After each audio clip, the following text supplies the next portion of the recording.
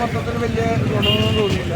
വെറുതെ കണ്ടിരിക്കാന്ന് മാത്രമേ പോയി 40 വണ്ടിൻ്റെ വില കളഞ്ഞു 3 ഇയറും കണ്ടുണ്ട് കാര്യത്തിനുള്ള കൊള്ളൂല.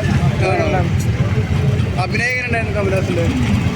എന്ത് പണ്ട് വെച്ച് നോക്കുമ്പോൾ ഇതിലൊന്നുമില്ല പടത്തിന് വെറും വേസ്റ്റ് ഒന്നുമില്ല.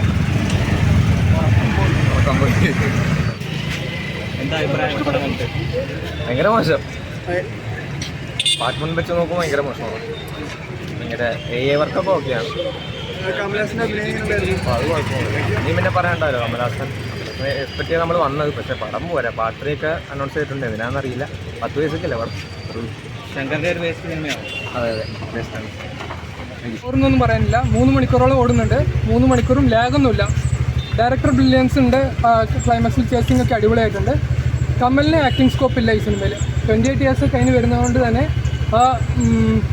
ആ പ്ലോട്ട് വിട്ടിട്ട് ഇവർക്ക് ഈ കഥ കൊണ്ടുപോകാൻ പറ്റുന്നില്ല. അവിടെയാണ് ആ സ്റ്റക്കായി നിൽക്കുന്നത്. അപ്പോൾ ഇന്ത്യൻ 3-ക്കുള്ള ലീഡ് ഒരു സിനിമ കഴിഞ്ഞിട്ട് ഒരു 2 മിനിറ്റ് ഓടുന്നുണ്ട്.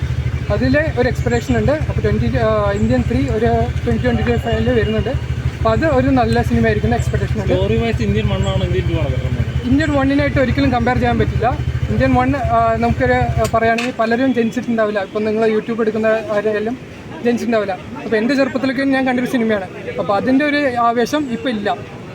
അതങ്ങനെയാണ് അങ്ങനെ വരുള്ളൂ. അതിനായിട്ടൊരു കമ്പാരിസണും ചെയ്യേണ്ട. 2022 ഇപ്പോൾ വന്നിട്ടുള്ളത് ഇരുന്ന് കാണാം. അത്രയേ ഉള്ളൂ. ഇന്ത്യൻ 3-ക്കുള്ള ലീഡ് നന്നായിട്ടുണ്ട്. അടിപൊളിയായിരിക്കുന്നത് എക്സ്പെക്ട് ചെയ്യാം.